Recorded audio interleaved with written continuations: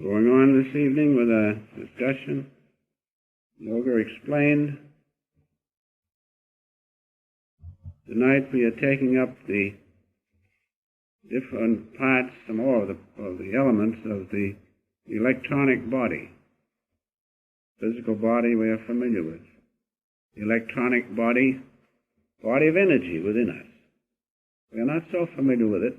Once in a while we will see parts of it, as the spiritual eye or the flash of light in our meditations, or the booming of the cosmic sound. Those manifestations come from the electronic or spiritual body.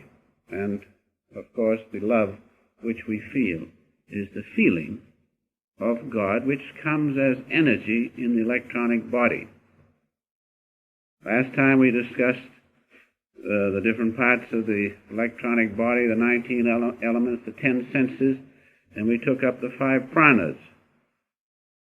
And the other 4 are the mind, intellect, ego, and feeling, or chitta. Just to review a little bit about the subtle electric currents within us, which it might be likened to the senses. For instance, when you look and you see something, you hardly realize that there is an electric current going from your eye, transmitting to your brain the little images which you see. And then from there it is cognized later through other elements of the electronic body as the mind and the intellect and finally the feeling. As you see the flowers, the image is first, then the discrimination comes and says, oh, those are flowers. Then comes the feeling of your soul through the ego, is that you like those flowers or they remind you of something, or many, many things come in through our consciousness. That all happens not through the sight alone. The sight is just the beginning, or through any of the senses, but through the fulfillment of the whole process which is within us, in our soul. And the soul attached to the body is the ego. And so those things go on, not just without reason, but there are subtle electric currents within us, rays of vibrating spiritual energy, which cause these things to be fulfilled within us.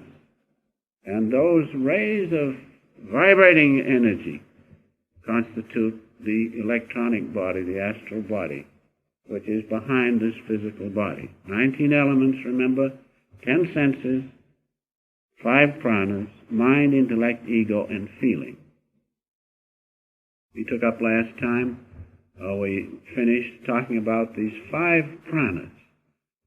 These 5 very important spiritual currents within us.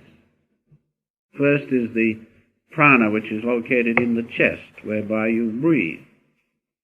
And, of course, in breathing you get rid of the carbon dioxide and take in oxygen and convert the oxygen to life force, and therefore you are living. God breathed into man the breath of life. And man became a living and manifesting soul. So this first prana is very important, because it makes us living and manifesting.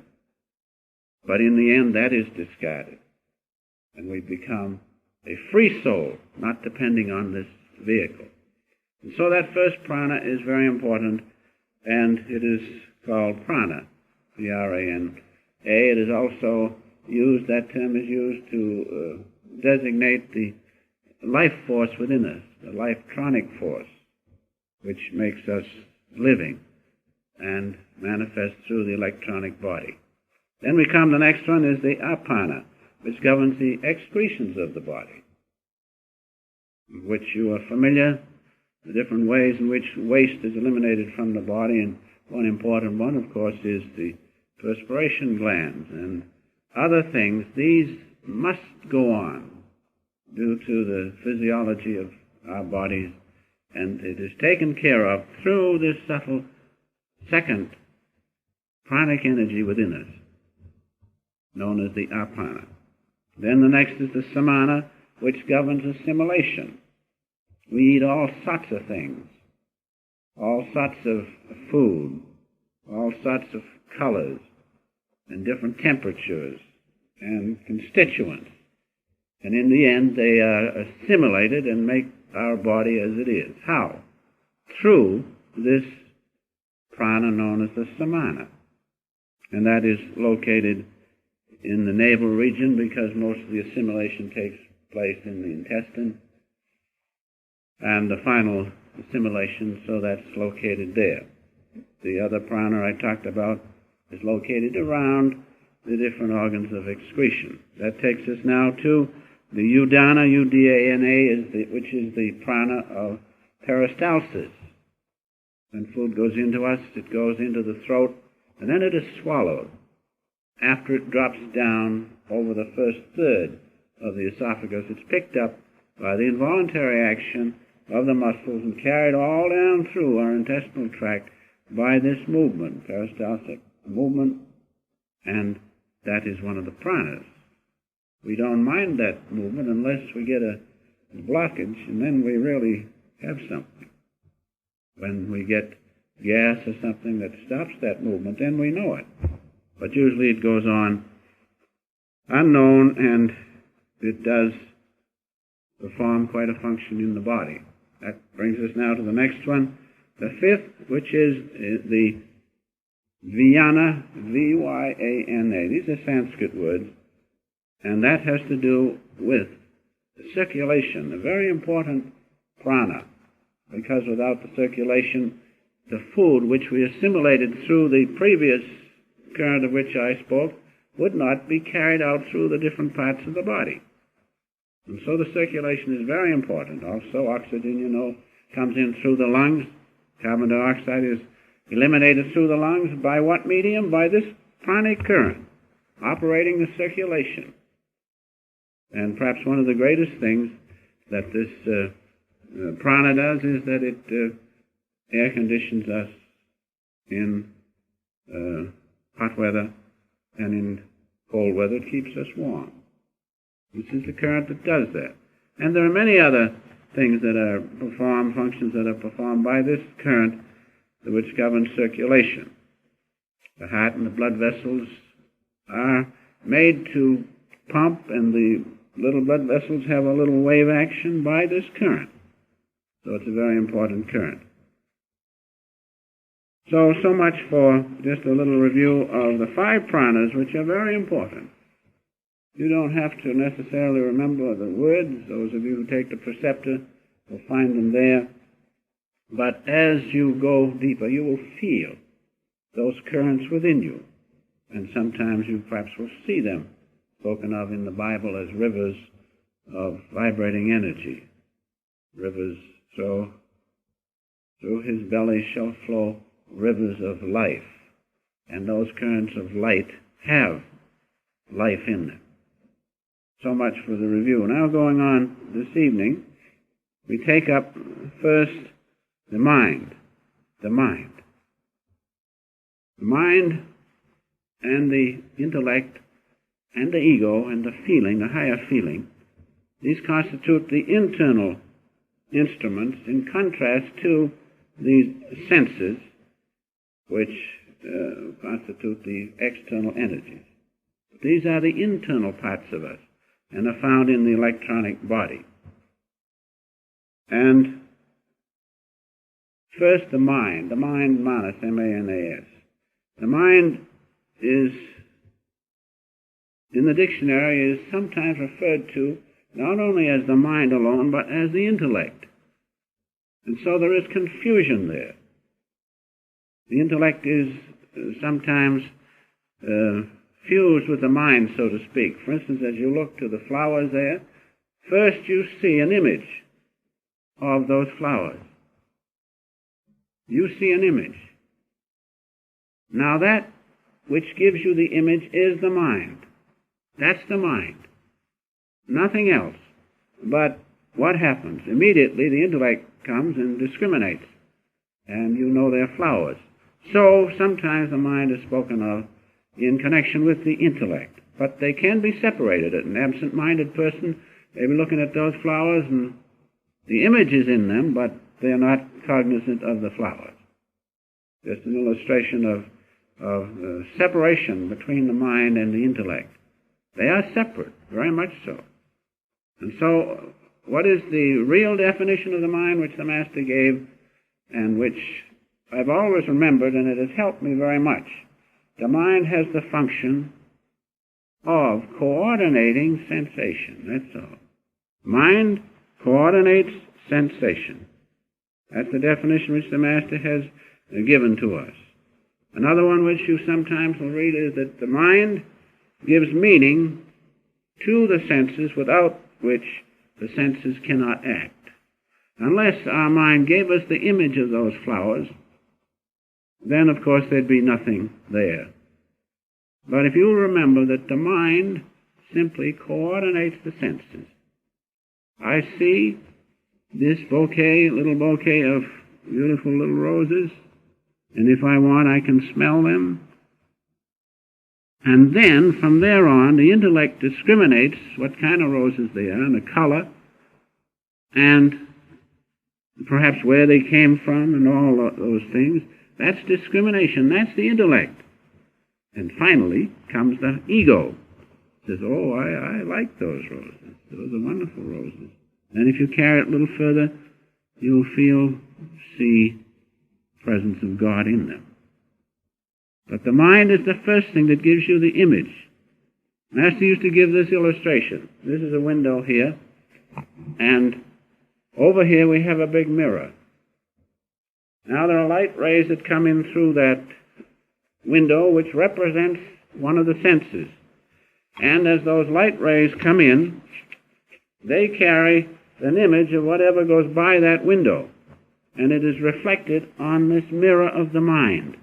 And so something goes by the window, and it has a long body, and it has four things sticking down, has something out front and something out back. And we look there and we see an image on the mirror. That's all we see through the mind, really. The mind coordinates the senses. It puts an image there. Then comes the intellect and says, oh yes, that's got these two back things are the hind legs and front legs, and it's got a long head, and that tail sticking out. Then comes the intellect and says, sure, I know that. That's a horse. But you see, the first factor is the coordination of the senses, which constitutes the mind. But what happened? You look out there, and immediately you know it's a horse, and you like the horse, or you dislike him, and he's yellow, or whatever color he is. It's done simultaneously, but still there are divisions. And if you meditate, you can easily separate them out. You can, one by one, you can drop the senses, and then you can drop the mind, and then you can drop the intellect. But still you're existing. You feel a peace and bliss of something. That's the dropping one by one, the senses, mind, and intellect. And finally the ego. You forgot who you are, where you are, but you are fully conscious and blissful and peaceful. That's the soul. Meditation will help you to do that. Yoga will help you to separate these things so that you know what you are. Mind or intellect, ego, chitta. What is the rest of it, mind? Huh? What is it? I nor earth nor metals am I. I am he, blissful spirit, I am he. Yoga will help you do that. Now you may say, well, why go to all that trouble? Why don't you just jump into the soul and say, here I am? You can't do it that way. You have to know the steps. You have to know what you're dropping off, so to speak. But through meditation it is easy. And so much for the mind. The mind coordinates the senses, as I have said. Master used to give that illustration. Another illustration he used to give was that of the chariot. The chariot drawn by 10 horses, and the horses controlled by 10 reins, and the driver. And of course the soul is the chariot. The horses are controlled by the 10 reins. The horses are the 10 senses, controlled by the reins, and the driver is the intellect. The mind constitutes the reins because they coordinate the senses. You have 10 reins and the 10 horses are coordinated. That's the mind. Senses is referred to as the driver, and the soul is the chariot. Perhaps you can remember that for this lesson tonight. Now, usually mind has 2 phases. That is, in the ordinary sense, which we should know about. But never forget, the mind just coordinates the senses, the true mind. The intellect is what discriminates. Now, in the mind there are 2 phases, the lower and the higher. The lower phase of mind is that which is swayed by the senses and governed by passion and lower feelings, especially emotion. If you read the papers, which sometimes we have to, you'll see what's going on by the function of the lower mind. People are very sensuous, and they're controlled by emotion and passion, and that's the lower phase of the mind, as it is used in that term. Then we have the upper phase of the mind, which is a form of reasoning or inference. For instance, we see this room, and we know by inference what it is. We depend upon our senses to see this room. But if this room is darkened down so you can hardly see it, you cannot form an accurate definition or idea of what this room is. And so the upper form of mind is a form of reasoning, but it is not accurate. For instance, in a darkened room in a corner, you see a coil of rope. And if your emotions are just right, you will take that perhaps to be a snake or something like that. You cannot depend on the mind, because the mind depends upon sensation, and you cannot depend upon the senses, because right there you think that thing which turns out to be a rope is a snake. Another illustration that comes to my mind, if you take and eat half a lemon, if you can do it, and then you take a drink of water, and tell me what it tastes like. Try it. It's entirely different from what water usually tastes like, because you cannot depend on the senses. So do not depend on your mind. Another illustration that comes to my mind, you look up at the stars, and you say, oh yes, there's that star there. It isn't there at all. It has moved. And the number of light years it takes for the light to get here, and that star is not there where you see it, it's over here. They can prove that by something to do with the eclipses. It shows that the light bends. So there are many things we cannot depend upon the senses, nor the mind, because the mind depends upon the senses. And so even this high form, or this higher phase of mind, a form of reason or inference, is not sure, because it depends upon the testimony of the senses. And so you know yourself, you've many times been fooled by depending on sensation. It isn't the same at all. So don't depend upon your mind too much, nor your intellect, because the intellect usually depends upon the testimony of the senses and the mind. But there is a form of the intellect which comes through the intuition of the soul, which makes the intellect much better than just the mind, these 2 phases of mind of which I have spoken. And so this higher phase of mind, a form of reasoning, must not be confused with intellect, which receives from the soul intuition. And therefore the intellect in a high form may be accurate in many cases. But still, it is not the same as intuition, which is never failing. Animals have instinct, which is intuition. They are never wrong. Human beings have intellect, which sometimes is wrong. But the one advantage of intellect is that it can be cultured, and instinct cannot be cultured. Intellect can be cultured because in intellect we have free will. And so intellect, which means buddhi, B-U-D-D-H-I, must not be confused with mind. It is entirely different. Mind coordinates the senses. Well, now what does intellect do? It discriminates. It discriminates. How do you know when you do a thing whether it's right or wrong? Conscience, that's right. What is conscience? Conscience is your soul within you. The power of your soul, the intuition of the soul tell you right or wrong. And so when we use intellect, we are using a ray of our own soul, and it is much higher than mind. It does not depend upon the testimony of the senses. It is influenced by them. But if you forget the senses and go inward toward the soul, then intuition will come, which is never fails, unfailing. And that will tell you what is right. And so mind coordinates the senses, but intellect discriminates. Intellect discriminates. This is that, this is right, this is wrong. I like this. Then comes the ego and feeling, which we'll take up next time. After you discriminate, and you see that horse, and you say, that's a horse, then comes in the ego and feeling. Boy, that horse is not shaped right at all. He's too long, he's too high. The color is terrible of that horse.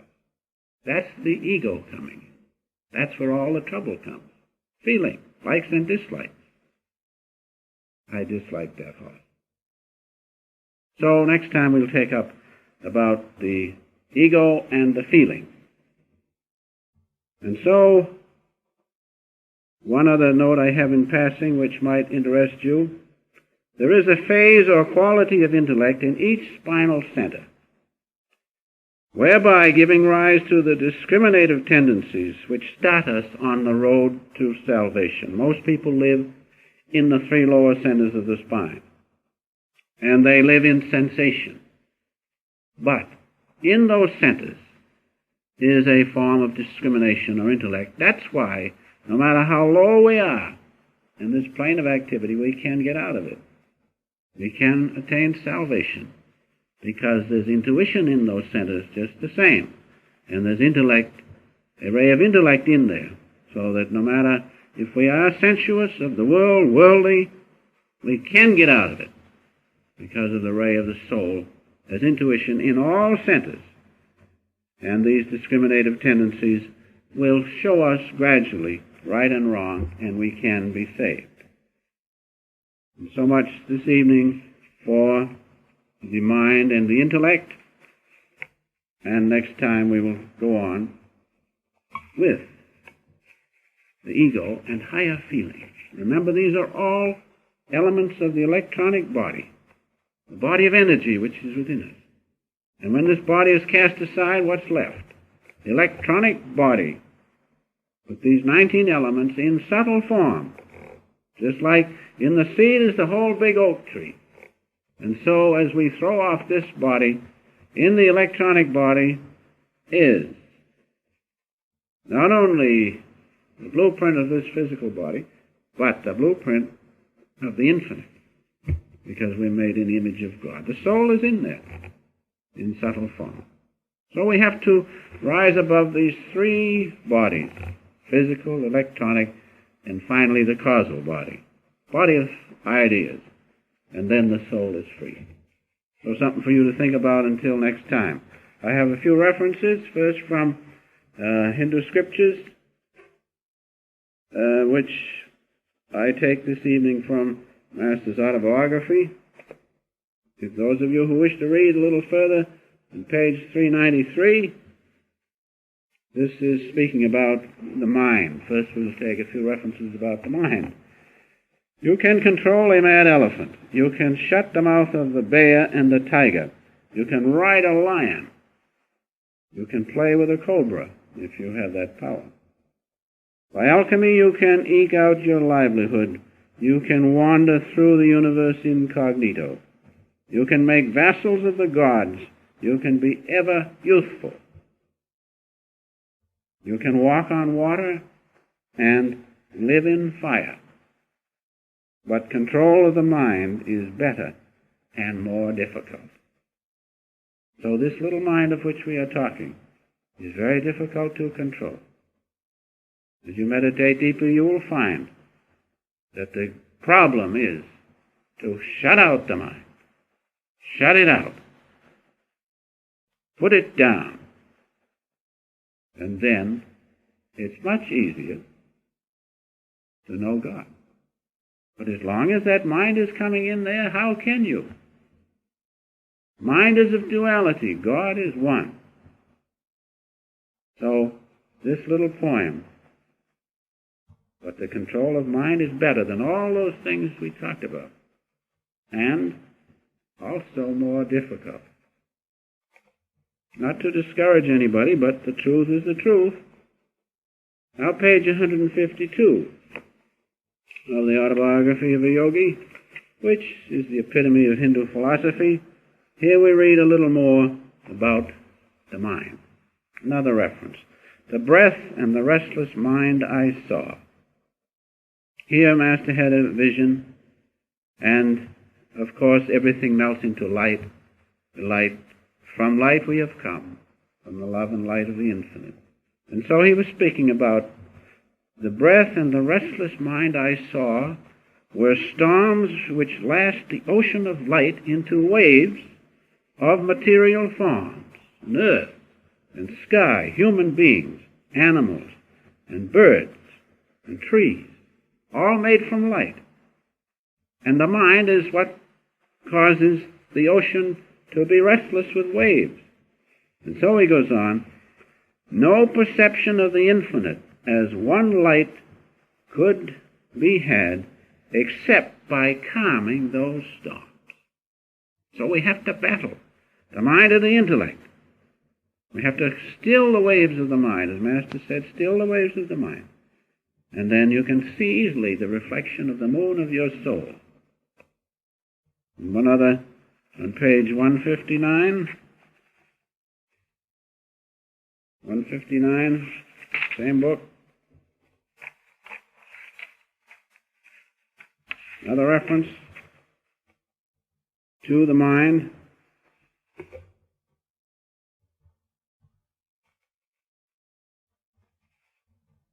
And this now begins to take us into the realm of intellect. Remember, intuition is in intellect. How do you know right and wrong? How do I know right and wrong?